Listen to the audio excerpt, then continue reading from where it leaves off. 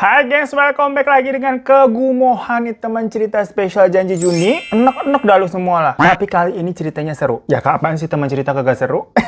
Datang dari teman kita nih di daerah istimewa Yogyakarta. Nah emang ibaratnya kali udah jodoh kali ya. Karena di sini tuh ada dua cerita yang berkaitan nih satu sama lain. Sampai pas gua baca lah kok ini nyambung. Wah gila sih. Dimana ini tentang sebuah dusun di Yogyakarta yang bukan mengharuskan sih, memiliki pantangan kalau penduduk sana atau orang yang tinggal bermalam di sana itu tidak boleh tidur di atas kasur kapuk. Lah emangnya kenapa? Terus tidurnya gimana dong kalau kakak boleh di atas kasur kapuk? Ya di tikar gengs. Atau di kasur lain yang selain bahannya kapuk lah pokoknya. Karena kalau sampai berani-berani melanggar, rasakan sendiri sensasinya. Disclaimer aja tapi ya. Kalau sebenarnya dua kiriman cerita mengenai dusun ini, masing-masing dari pengirimnya tidak meminta untuk disamarkan sih. Karena udah terkenal banget juga dusunnya sebenarnya. Namun, daripada dari begitu kan. Jadi tidak usah kita sebutkan dari lisan kita ini. Cuma sih namun, kalau kalian googling, lah pasti udah langsung nemu, kagak mungkin nggak. Cuma lagi-lagi tadi jangan sampai disebutkan dari lisanku begitu.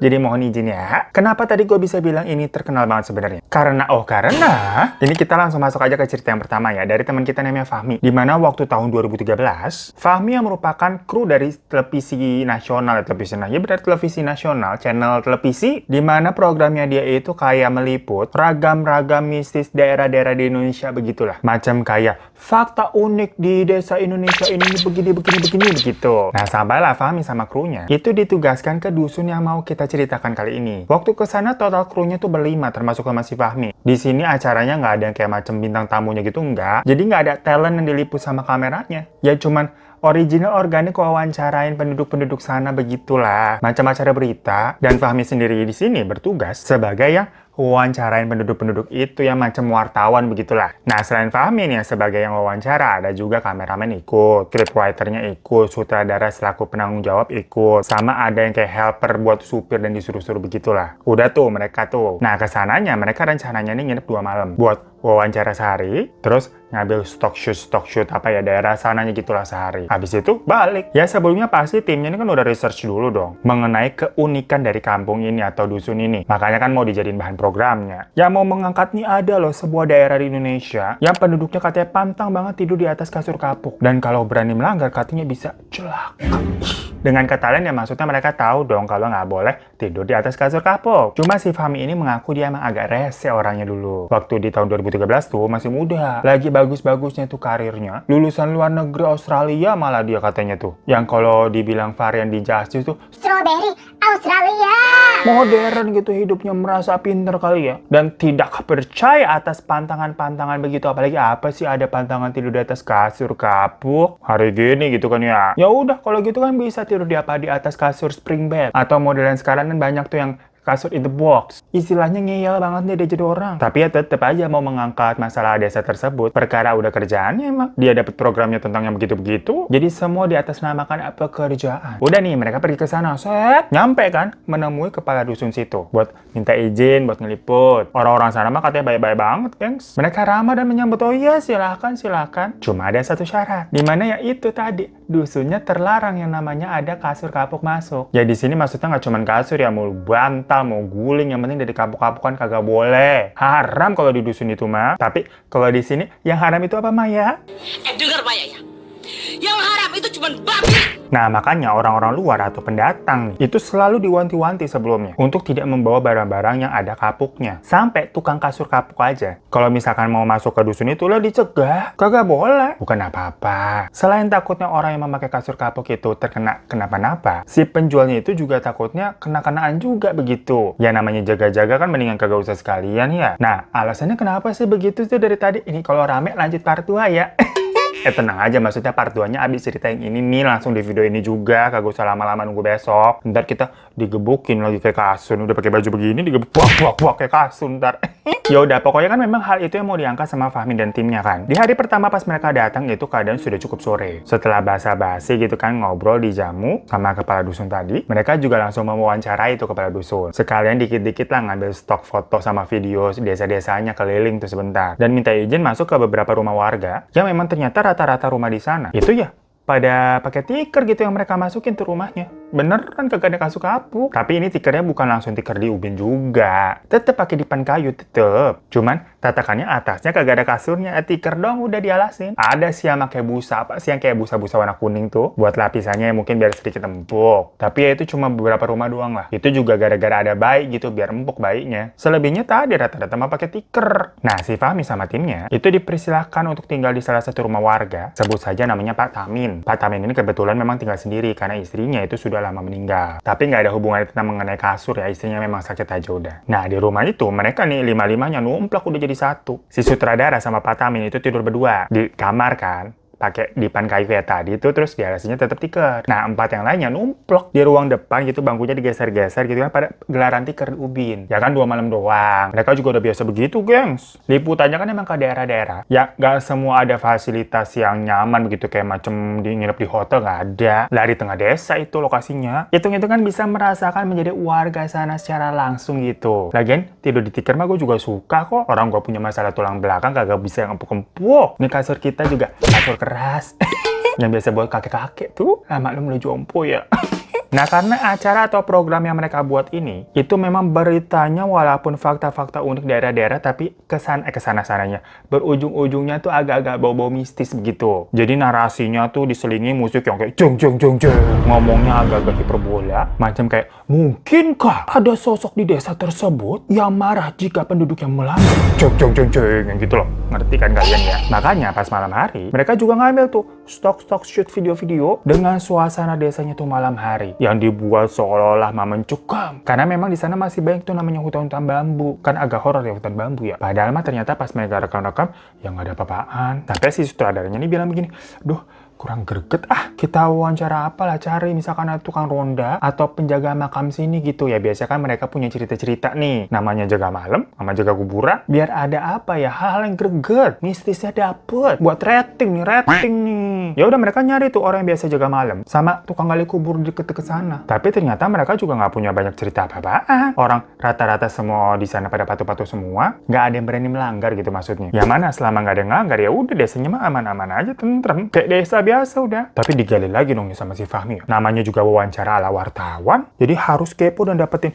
statement nih buat bahan berita gitu ala-ala mata najwa. Kalau udah ditanyain nama Mbak Nana kan kita gemeteran begitu ya. Si Fahmi nanya lagi, terus emang bener nggak pernah ada yang melanggar nih? Oh pernah katanya gitu. Dulu sempet nih ada beberapa warga yang nggak percaya dan melanggar. Habis itu bener aja ada kejadian-kejadian aneh. Cuman nggak tahu sih ini ada hubungan atau enggak. Karena kan bukan saya juga yang ngalamin. Orang lain tuh yang emang melanggar katanya kan. Coba aja deh tanya sama yang bersangkutan. Dikasih tahu tuh salah satunya ada katanya namanya Ibu Masina. Ini kita memang samarin aja namanya ya. Ya udah lumayan dapat info menarik kan tuh dari salah satu orang tukang gali kubur sama penjaga ronda. Tapi sebelum pulang mereka tetap tuh nyoba-nyoba ngerekam-rekam sana sini begitu. Suasana malam di desa tersebut. Habis itu mereka balik. Nah dulu tahun segitu rumah-rumah warga nih belum banyak yang punya TV. Masih jarang banget terutama ya di rumahnya Pak Tamin kagak ada TV. Nah kameramen mereka dulu tuh handphonenya tuh bisa nonton TV tuh yang bisa antenanya sampai ditarik. Zaman dulu tahu nggak lu ada handphone begitu tuh. Kita pengen banget dulu kagak kesampean. Padahal udah tantrum gitu ngerengek-ngerengek di lantai sama emak kagak dibeliin. Nah mereka nih nonton tuh bareng-bareng kan di teras depan biar sinyalnya agak bagusan. Soalnya bener-bener pakai kayak antena radio gitu panjang bener. Sambil ngobrol-ngobrol kan membahas mengenai program mereka. Jadi belakangan mereka emang dapat PR dari atasan. Perkara rating programnya ini turun nih, naikin lagi dong. Makanya dari tadi tuh si sutradara nyari cara supaya dapetin apa ya, bahan yang bisa digodok gitu jadi viral. Ya dari dulu berarti orang pada gila-gila viral ya. Syukur-syukur misalkan apa, ada orang kesurupan begitu. Lah malah happy kali tuh mereka. Soalnya jadi dapat bahan nih buat liput nih. Tapi ternyata sih dari tadi kan udah keliling-keliling. Dilihat-lihat biasanya mah aman-aman aja, tentrem. Nah si Fahmi nih kepinteran dia ngide. Sok-sok mau bikin apa eksperimen. Gimana ceritanya misalkan kalau ada yang melanggar gitu. Apa sih yang akan terjadi? Selain kan besok mau wawancarain orang yang katanya pernah melanggar. Mereka juga pengen tahu gimana nih situasinya nih. Syukur-syukur kalau ada penampakan gitu. Ih cakep ih. Cakep dari mana? Ada gila-gilanya emang orang-orang begini jadi penyakit. Ya cuman masalahnya kan tadi pada saat itu di dusun tersebut orang-orangnya mah udah berpatu, pada ketakutan, nggak berani ngelanggar-ngelanggar. Nggak ada itu orang yang pakai kasur kapuk-kapukan tuh kagak ada. Dan mereka berlima kan juga pergi dari Jakarta tuh yang nggak mungkin bawa-bawa apa kasur kapuk atau bantal kapuk gitu, ngapain, berat banget. Lain halnya kalau kayak baju kapuk gini boleh nggak ya ke sana ya? Ih, takut ntar jangan ya. Lagi-lagi nih si Fahmi masalahnya tercetus ide kayak, ya udah kita cari aja misalkan apa bantal sama guling tuh yang kapuk di desa sebelah. Berhubung tukang kapukan kagak boleh masuk sini ya kita samperin aja ke sana. Kalau misalkan beli bantal sama guling kan bisa diumpet-umpetin gitu ya, nggak kayak kasur gede ketahuan. Dan anehnya lagi itu timnya setuju pada ngangguk. Heran gue jauh-jauh sekolah ke luar negeri, tapi jiwa-jiwa ingin melanggar peraturan mah tetap aja kental begitu ya. Nah besoknya mereka bagi-bagi tugas dah tuh. Karena kan itu istilahnya apa ya, hari terakhir. Nginep lagi nih tinggal semalam. Terus besok paginya mereka udah harus balik. Jadi ya udah mereka bagi-bagi tugas. Si Fahmi, sutradara sama kameramen, itu kerja tuh ngeliput sama wawancara. Terutama ke rumahnya Bu Marsia.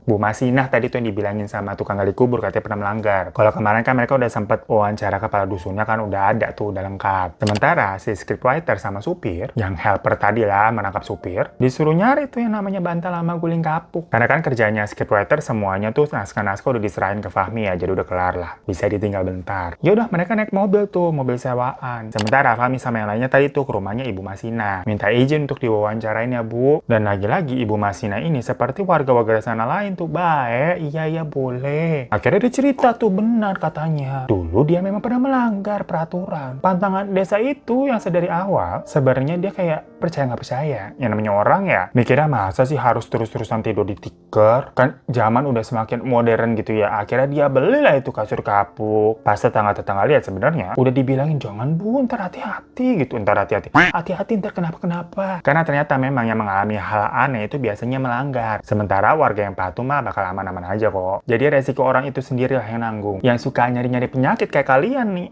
Baru malam pertama tuh abis bener-bener baru beli kasur. Belinya kan tadi siang-siang nih. Pas sudah menjelang maghrib, Bu Masina ini katanya merasa ada yang nggak enak gitu, ganjel di perasaannya. Dia pergi deh tuh ke dapur buat nyiapin makan untuk keluarganya. Narok-narok di meja gitu kan, terus balik lagi ke kamar untuk ngambil sesuatu. Di situ dia ngeliat ada ular di tembok.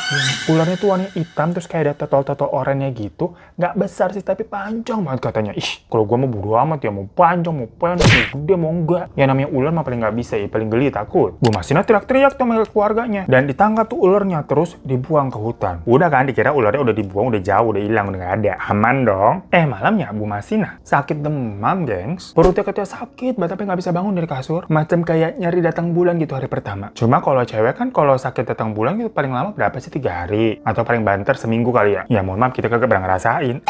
Mohon maaf ya cewek-cewek ya. Masalahnya Bu Masina ini sakit udah sampai 40 hari. Lama. Nah berarti kan ada yang nggak benar tuh. Dan dulu itu kan kejadiannya waktu Bu Masinanya masih muda ya, masih tahun 1990 sekian begitu. Nah di wilayah situ kalau ada yang sakit memang nggak langsung ke dokter. Dokter mah jauh-jauh. Mahal lagi kan dulu. Biasanya mereka ini ke orang tua bilangnya. Tapi maksudnya bukan ke ibu bapak mereka ya, atau orang tua yang bisa memabukkan.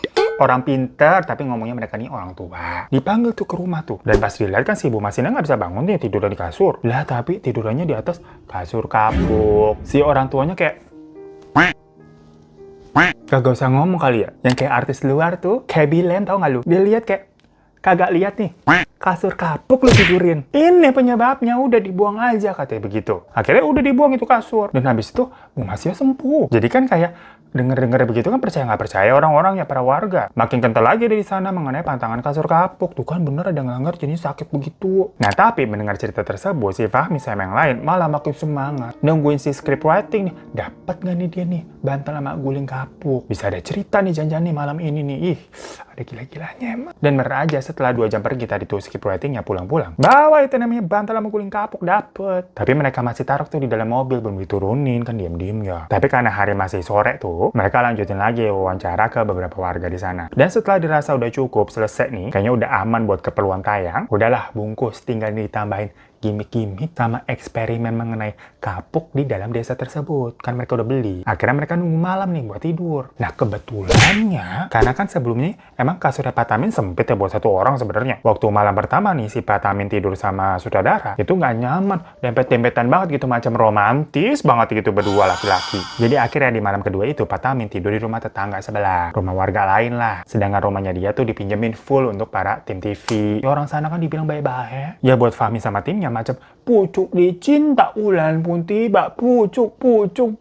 Mereka jadi nggak usah kucing-kucingan buat keluarin tuh bantal sama guling ke dalam rumah kan, udah nggak ada patamin. Habis namanya bantal sama guling kapuk kan warnanya nyentrik begini ya, merah garis-garis ya, langsung kelihatan lah itu kapuk. Kalau ada patamin susah juga nyembunyiinnya. Orang rumahnya juga tidak besar, segitu-segitu aja. Si scriptwriternya emang sengaja kagak beli sarung bantal, belinya juga di mana. Apalagi itu cuma semalam doang mau dipakai kan. Setelahnya mungkin mereka mau buang emang niatnya untuk keperluan syuting aja. Ya kalau ditinggal situ juga nggak mungkin ya. Bisa mereka kena tegur. Jadi emang udah ada niatan di awal. Habis udah selesai malam itu, mereka mau bawa balik untuk dikasih orang nih di jalan, tapi udah dibuang. Pas udah dibawa masuk nih, mereka mikir, ini mau di gimana ini konsepnya nih? Apakah ngerekam kru nih tidur pakai bantal guling kapuk gitu, terus dilihat ada ekspresi apa, reaksinya bagaimana. Tapi kalau kayak gitu kok kayak macam acara uji nyali ya. Sedangkan program mereka itu kan shoot-shootnya nggak pernah ada adegan begitu. Cuma ya udah deh, dicoba aja dulu. Si supir nih disuruh yang jadi talent. Udah lu tidur coba tuh pakai bantal guling itu tuh. Awalnya mah si supirnya kagak mau ya, tapi kan karena dipaksa jadi ya udah terpaksa. Waktu tiduran tuh di bantal terus meluk gulingnya, si supir bilang kayak ngerasain apa sih, panas di leher sama kakinya gitu, di telapak tangan sama kakinya. Cuma ya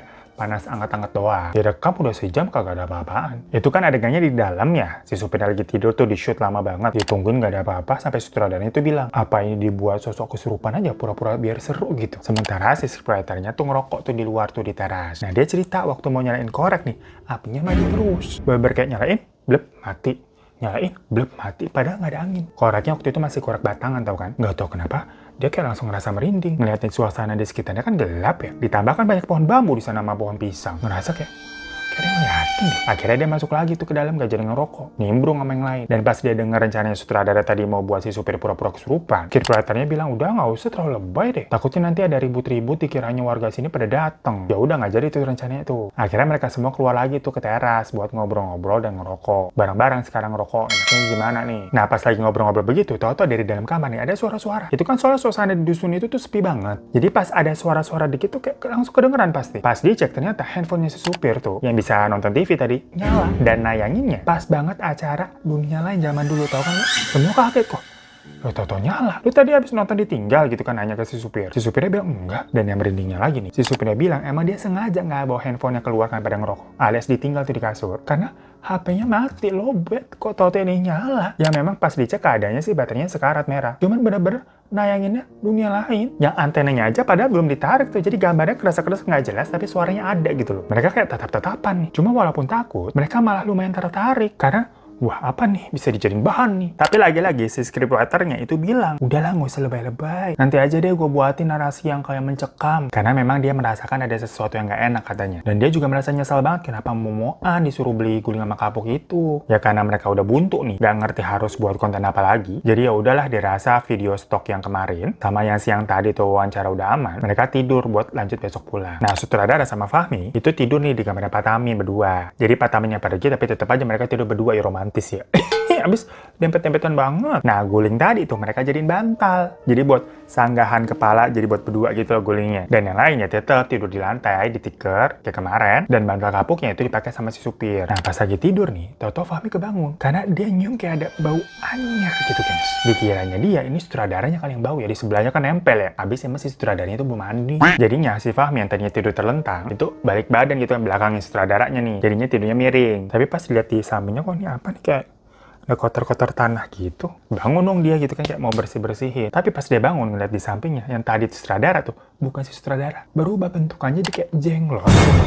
Gede gitu manusia. Kalau jenglot kan kecil ya, tapi ini enggak, gede gitu manusia. Fahmi yang refleks kaget langsung keluar kamar. Tapi pas di luar tuh dia ngeliat si supir di kakinya udah ada ular gitu, nggak gede sih, warnanya coklat, tapi tetap aja langsung dibangunin kan semuanya. Ular, ada ular. Ya pada bangun semua lah ngeliat, yang beneran ada ular, yang ngeliat semua itu. Si supir langsung keringet dingin gitu kan, ketakutan. Dan sutradara tahu-tahu keluar dari kamar. Mungkin karena dengar suara mereka juga ya. Heboh tuh pada lihat ular. Untungnya si kameramen ini agak berani nih, karena dia emang pelihara ular juga di rumah. Cuman ular sanca gitulah. Sama dia ditangkap nih, terus langsung dilempar, dibuang keluar. Nah sesaat itu si Fahmi lupa kalau tadi dia habis lihat jenglot. Bukan jenglot sih, bentukannya kayak jenglot, habis kita ya jadi ngomong jenglot aja ya. Perkara kan udah panik juga nih ngeliat ular. Semua udah pada kebangun nih, gedekan. Nah pas si Fahmi ingat, oh ya tadi di kamar ada apa? Dia cek lagi di kamar udah nggak ada. Yang ada tadi ya si sutradara kan juga keluar dari kamar tuh. Mungkin berarti sebelumnya dia hanya halusinasi atau gimana lah. Tapi kan ketakutan tuh keadaannya. Merasa ceritanya ada kemiripan dengan ceritanya Bu Masiah tadi tuh yang didatengin ular. Buru-buru mereka langsung masukin masukin bantal sama gulingnya itu ke dalam mobil sebelum takutnya ketahuan sama warga. Karena kan mereka sebelumnya tadi sempat ribut-ribut nih. Ya takutnya ada warga yang datang gitu kan. Malam itu mereka begadang ketakutan. Ya parno, takutnya ada apa-apa lagi habisnya. Sampai pagi tuh mereka nunggu tuh ada yang ketiduran juga sambil duduk gitu kan. Dan akhirnya pas sudah jam 8 pagi mereka tuh buru-buru pergi pamit pulang. Ya sampai saat itu waktu mereka pergi warga sih nggak ada yang tahu ya kalau mereka ini ternyata sempat bawa bantal sama guling kapuk ke dalam kampung itu. Dan di tengah jalan mereka buang itu bantal gulingnya di sebuah kebun kosong. Terus ya udah mereka balik nih ke Jakarta nih. Tayangannya akhirnya ini mereka pakai yang emang udah di shoot di hari pertama sama besokannya siang tuh. Pokoknya sampai sebelum malam kejadian itulah. Jadi shoot bantal guling yang pada malam itu emang mereka nggak masukin akhirnya. Karena waktu mereka udah sampai di Jakarta, Fahmi, sutradara sama supir itu sakit dan demam. Jadi sampai yang lanjutin ngedit, terus direct nih ke tim editing itu si scriptwriter sama kameramennya aja. Sampai sutradaranya tuh nggak bisa ikut, nggak bisa masuk kantor. Nah waktu lagi ngedit mereka nonton lagi nih waktu sesi wawancara dengan Bu Masina. Wah jangan-jangan nih 3 orang nih sakit-sakitan begini gara-gara melanggar pantangan. Dan ternyata benar si Fahmi itu waktu sakit tuh sering dimimpiin ketemu jenglot gede yang dia lihat tengah malam. Pokoknya dia demam dan badannya ngilu-ngilu terus. Akhirnya kebetulan stasiun TV mereka itu kan juga punya program yang kayak acara penelusuran pakai ustadz-ustadz gitu lah yang rukiah-rukiahan. Nah si kameramen sama scriptwriter tuh minta tolong. Nanya mereka cerita nih tentang pengalamannya sama yang terjadi sama 3 timnya itu. Dibilang tuh sama salah satu ustadz di program itu, kalau iya kalian nih ngelanggar sih. Itu guling sama bantalnya harus kalian bakar. Jangan dibuang di kebun itu aja. Apalagi kalau kebun itu ternyata ada penunggunya juga. Makin amsyong. Akhirnya mereka nih minta tolong sama wartawan cabutan yang emang biasanya di Jogja sana. Kan setiap stasiun TV pasti punya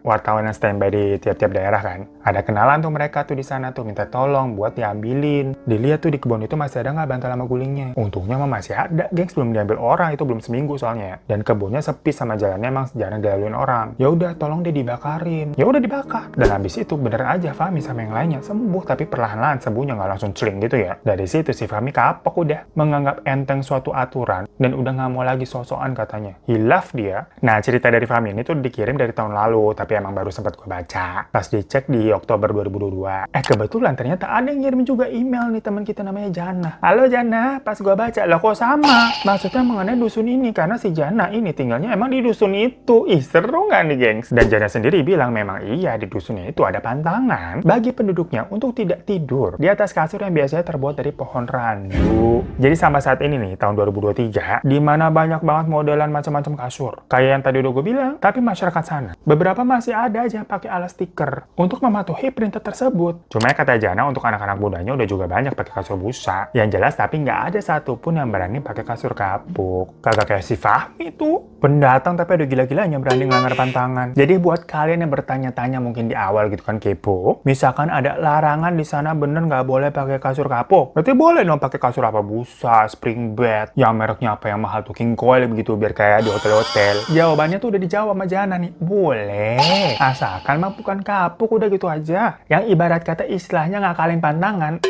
Misalkan kalau nanti ada penunggu sana tuh setan gitu yang marah ya perkara kok gak pakai kasur tikar gitu kan? Lah kenapa gak boleh marah-marah lu? Kan ini bukan kasur kapuk, ayo. Bisa begitu ya jadinya ya.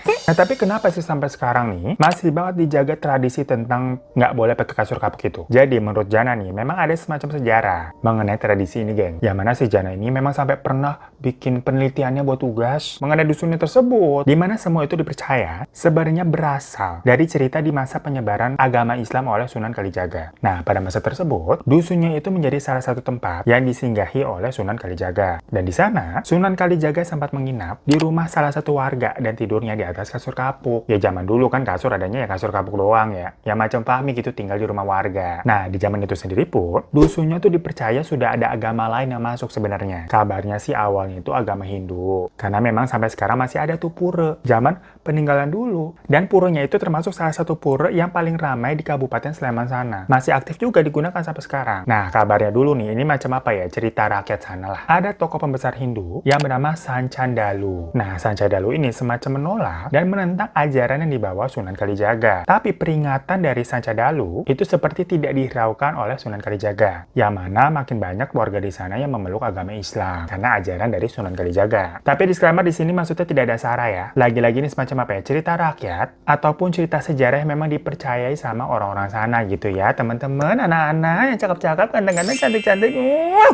emas kita. Nah dari situ makanya Sanca Dalu ini menyerang Sunan Kalijaga karena merasa ini orang songong banget kan dibilangin tapi nggak pergi-pergi gitu. Dimana Sanca Dalu ini menggunakan semacam serangan gaib gitulah kayak santet melalui medium kasur kapuk yang digunakan Sunan Kalijaga untuk tidur. Dan karena serangan tersebut, bangun-bangun nih pas paginya nih, Sunan Kalijaga langsung kayak demam gitu padahal sebelumnya dia kagak pernah sakit. Ya mohon maaf, mungkin karena ini kan Sunan Kalijaga gitu ilmunya kuat. Jadi kena serangan santet begitunya bangun-bangun ya masih demam-demam aja. Nah kalau orang sekarang ya banyak dosa. Kayak lulu pada nih kena santet begitulah. Udah inilahi lah coy jangan ya coy. Nauzubillah min zalik serem. Ya karena Sunan Kalijaga kan sakti nih. Kena santet aja gitu jadi cuma demam. Dan ini tahu sebenarnya siapa yang mengirimkan santet kepadanya. Dan akhirnya beliau nih kayak bilang nih kayak khotbah ke masyarakat dusun sana. Yang kurang lebih nih ya narasinya kata si Jana yang ngulik cerita ini. Siapapun yang tinggal di tanah ini tidak boleh tidur di atas kasur sebelum ilmunya sama denganku. Ya misalkan kalau ditranslatein ya zaman dulu, tidur di atas kasur ya tidur di atas kasur kapuk. Karena kan lagi-lagi dulu cuma ada kasur kapuk. Terus ilmunya sama denganku, ya maksudnya kalau lu emang udah sesakti Sunan Kalijaga begitu. Nah setelah mengucapkan hal tersebut, Sunan Kalijaga itu nguburin itu kasur tadi tuh, yang udah dijadiin medium guna-guna kan habisnya ya. Istilahnya itu kasur dilenyapkan dari muka bumi. Jadi memang jangan dibuang gitu aja katanya. Kayak Fahmi tadi kan dibakar tuh akhirnya. Nah uniknya karena kasurnya tadi tuh dikubur ya kayak orang. Makam kasurnya sekarang tuh masih ada di sana katanya gengs. Kalian yang mau mampir-mampir ke sana lihat gitu boleh. Tapi harus tahu aturan. Jangan ikutan gila-gila demi konten lu. Demi rating tuh kayak si Fahmi yuk. Nah cuma dari ucapan Sunan Kalijaga tadi, ibarat kata kan dipikir-pikir apa ya, macam mission impossible. Kalau rasa-rasanya dibilang harus punya ilmu seperti dirinya, baru boleh tidur di atas kasur. Yang maksudnya kalau misalkan tahu-tahu lu dikirimin santet, paling banter lu demam kagak sampai mati begitu. Makanya masyarakat asli desa sana itu ngambil jalan gampangnya aja lah udahlah. Ya udah nggak usah tidur di atas kasur kapuk, beres kan. Habisnya kayak nggak mungkin gitu kita bisa punya ilmu setinggi Sunan Kalijaga. Nggak usah ngimpi-ngimpi deh. Makanya orang-orang pada tidurnya di tikar tuh akhirnya. Karena zaman dulu namanya kasur tadi tuh cuma ada kasur kapuk pilihannya. Tapi kan zaman sekarang kasur mah macem-macem. Lagi-lagi ya udahlah ambil gampangnya aja. Pakai tuh kasur busa, kasur springback, latex. Yang penting kan bukan kapuk, beres kan? Tapi tetap aja kenapa zaman sekarang masih tetap dipercayai tuh. Tetap orang nggak ada yang mau pakai kasur kapuk di sana. Emangnya kalau melanggar beneran ada hal-hal yang serem ya? Ya tadi kan lu dengar ceritanya Fahmi gimana sih? Dan kalau menurut ceritanya Janah nih, sebenarnya ya hampir sama. Karena kan di ceritanya Fahmi, dia sempat wawancara tuh penduduk yang sempat melanggar tuh Bu Masina. Nah si Janah nih ternyata juga bilang memang ada warga lain yang beberapa tuh pernah melanggar. Namanya juga manusia kan, warga sana banyak yang nggak mungkin lah 1-2 orang pasti ada tuh yang bandel. Dan orangnya sih alhamdulillah masih hidup sampai sekarang. Kayak Fahmi juga. Alhamdulillah masih hidup kalau Fahmi ya. Belum tinggal nama lu kan. Canda ya, maaf. Assalamualaikum bro.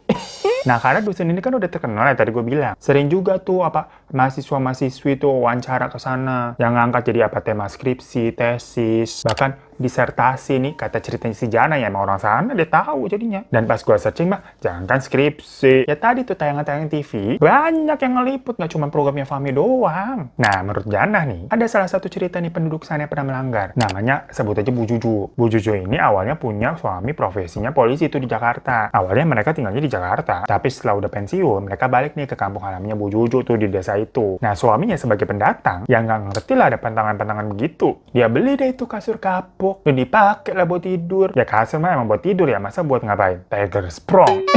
Dan kebetulan nggak ada juga tuh yang ngasih tahu suaminya mengenai hal ini. Tahu-tahu pulang mah udah kebeli kan. Bu Juju baru bilang, di sini nggak boleh pakai kasur kapuk. Cuma ya gimana udah kebeli, terus suaminya juga, alah masih aja percaya-percayaan begitu. Nah malamnya pas mereka lagi tidur, tahu-tahu ada ular gede banget bobo di tengah-tengah mereka. Ikut-ikutan aja tuh ular ya. Ini beneran ular, bukan ular suaminya. Ya teriak-teriak lah itu berdua. Diusir gitu kan pakai sapu sampai keluar rumah udah hilang nih ularnya nih. Tapi setelahnya ternyata ular itu nggak beber menghilang di rumah. Masih sering muncul-muncul gengs. Cuma selalu pas mau ditangkap apa mau dibunuh gitu kan ularnya hilang. Nah kebetulan juga habis itu si Bu Juju nih sama suaminya sering sakit-sakitan, sakitnya nggak jelas. Sampai suatu hari saudaranya nengok kan karena si Bu Juju sakit. Warga situ juga saudaranya. Dan pas ke rumah dilihat lah kok kasurnya kasur kapuk. Sama tadi kayak kasus tadi tuh kayak pantesan aja. Ini nih penyebabnya nih. Udah dibuang aja disaranin begitu. Ya awalnya lagi-lagi sayang kan. Masuk kasur dibuang gitu dikira beli pakai daun. Beli pakai duit nih yo. Cuma karena mungkin dia capek ya diteror sama ular mulu datang. Sama ini sakit-sakitan gak jelas gak sembuh-sembuh. Lelah juga mungkin akhirnya dikasih lah itu kasur ke orang yang bukan warga sana. Entah kebetulan apa gimana nih. Bersamaan dengan tadi dihibahinya kasur ya keluar dari rumahnya. Bu Juju sama suaminya sembuh udah gak sakit-sakitan lagi dan ular itu juga udah gak pernah nongol-nongol lagi. Tapi berarti di situ kasurnya bisa di dibuang aja gitu ya, nggak usah dimusnahin ya. Nah selain itu ada kejadian lain. Beber tetangga langsungnya si Jana nih, ada namanya Bu Eni. Bu Eni ini katanya tipe-tipe ibu yang periang, ceria, energik begitu. Nyenengin banget. Tiap hari juga kayak suka nyanyi-nyanyi sendiri gitu. Lah kalau gue jadi mama jadi Bu Eni kali ini ya. Nah, Bu Eni ini punya warung kecil-kecilan lah usaha. Suatu hari nih ada pedagang kasur. Yang mana biasanya kalau pedagang keliling kasur tuh mah udah tahu kalau di dusun itu kagak boleh namanya kasur kapuk kan. Yang dulu kalau ketahuan mah sampai diusir-usirin. Ingat, yang haram itu apa? Yang haram itu cuma babi. Ya cuma sekarang kan modelan kasur banyak. Jadi kalau ada yang jualannya kasur busa ya, masuk-masuk aja udah. Nah suatu hari ada pedagang keliling kasur nih. Nawarin kasur tuh ke Bu Eni. Yang modelannya kayak kasur macam kasur Palembang. Bu Eni nanya dong, ini bahannya apa? Pedagangnya bilang, enggak ini isinya kain perca sama dakron katanya gitu. Bener ya bang, di sini nggak boleh soalnya kasur kapuk. Pantang tuh di sini tuh. Lah iya bener Bu, ini isinya mah perca. Kalau kasur kapuk kan mahal, ini saya jual murah. Saya juga ngerti keles kata pedagangnya. Balik nolot tuh pedagangnya tuh. Ya soalnya memang kata Jana lagi nih, gua macam diajarin tuh sama Jana, lu so pinter lu Jana lu ya. Dikira gua kagak paham apa mengenai kasur-kasuran? Nggak, emang enggak sih. Jadi katanya, kalau kasur modelan kasur Palembang, bahan dasarnya rata-rata emang kapuk begitu. Bener nggak? Buat teman-teman yang tahu, coba komen di bawah ya, kali si Jana salah nih, dia sok pinter. Nah, kebanyakan tuh sekarang di pasaran, isinya diganti sama kain perca sama dakron biar bisa tadi lebih murah. Kan kita-kita sukanya murah-murah ya. Nah, kalau tadi Bu Eni udah negesin, udah dapet kepastian dari pedagangnya katanya isinya kain perca, dia belilah itu kasur. Lumayan buat ngasal-ngasal goler-goleran di kasur gitu kan sambil nyanyi ya, enak ya. Ya kita kan gini juga lesehan begitu. Nah beberapa kali juga si Jana emang sering lihat tuh Bu Eni goler-goleran di atas kasur itu tuh di warung. Ya namanya juga tetangga kan di sebelah rumah. Tahu-tahu si Jana denger Bu Eni sakit. Padahal kan sebelum-sebelumnya kayak energik gitu. Sakitnya masalah aneh beberapa kurus banget gitu. Kurus kering gengs. Dan gak lama Bu Eni meninggal. Nah setelah udah dikuburkan, ada pihak keluarga yang curiga dengan keadaannya Bu Eni. Habisnya kayak mendadak banget nih sakitnya, terus tahu udah meninggal. Nah kasur yang ada di warung Bu Eni tuh iseng dibuka. Ternyata di dalamnya ada campuran kapuknya gengs. Emang kain perca sih, cuman bukan dicampur sama dakron tapi sama kapuk. Alhasil sama pihak keluarga itu kasur langsung dibakar. Kaget mereka. Ya Allahualam sih ya, apakah Bu Eni ini meninggal ada kaitannya dengan kasur tersebut atau enggak. Yang jelas cerita tersebut langsung menyebar lah di sana. Gimana pun tadi tuh, entah kebetulan apa enggak, kok tahu-tahu ini kasurnya masalahnya ada kapuknya kan. Ya tapi karena Jana kenal sama Bu Eni, kata ini Bu Eni orang baik, jadi didoakan aja semoga beliau tenang di sisinya ya. So gengs, itu cerita dari daerah istimewa Yogyakarta, di mana ada pantangan-pantangan nih, dan nilai tradisi yang masih kental dijaga. Ya di Indonesia kan banyak memang daerah-daerah yang masih mempunyai kepercayaan-kepercayaan seperti itu. Makanya Indonesia tuh kaya banget akan budaya, dan gak ada salahnya kita menghormatinya. Ya pinter-pinter aja lah, kagak harus rebel begitu. Kayak dibilang misalkan tadi tuh, nggak boleh pakai kasur kapuk. Ya udah nggak usah tantrum lu kayak anak bocah. Langsung rebel gitu kan, gara-gara dilarang malah dilakuin tidur di atas kasur kapuk. Pas ngeliat ular sakit bingung lu. Kan ada kasur lain. Yang penting bukan kapuk, udah begitu nggak usah ribet hidup gua. Heran banget gua kadang sama manusia suka banget ngelanggar aturan. Biar apa sih ada gila-gilanya lagian. Kalau ilmu lu udah tinggi banget tadi tuh katanya kayak Sunan Kalijaga, boleh lu coba-coba dah. Jangan mentang-mentang kuliah di luar negeri terus ngerasa tinggi di atas angin. Ngerasa pinter lu iya. Jangan sombong. Pinter iya, tapi ahlaknya dijaga. Tapi katanya Fahmi mah udah nyesel ya, jangan diomel-omelin mulu begitu. Udah pengang katanya dia diomelin bininya tiap hari. Perkara apa? Naruh anduk basah di atas kasur. Lagian lu juga sih naruh anduk basah di atas kasur. Taruh tuh di jemuran, susah banget. Kalau di kasur mah jadi lembab. Pantesan bini lu marah-marah. Fahmi. Tapi makasih ceritanya. Makasih banyak juga buat Jana untuk ceritanya. Salam buat warga dusun sana ya. Maaf kalau ada salah-salah kata. Sehat-sehat terus lu. Udah nih, udah malam juga kita mau tidur ya. Tapi jangan pakai ini juga lah. Ntar kasur ada, jangan ada ular, takut nih. Tapi kalau ularnya ular siluman putih yang di Indosiar mah cantik ya. Ya assalamualaikum ya, terima kasih udah nonton. Sampai jumpa lagi di teman cerita selanjutnya. Assalamualaikum mulu, dadah.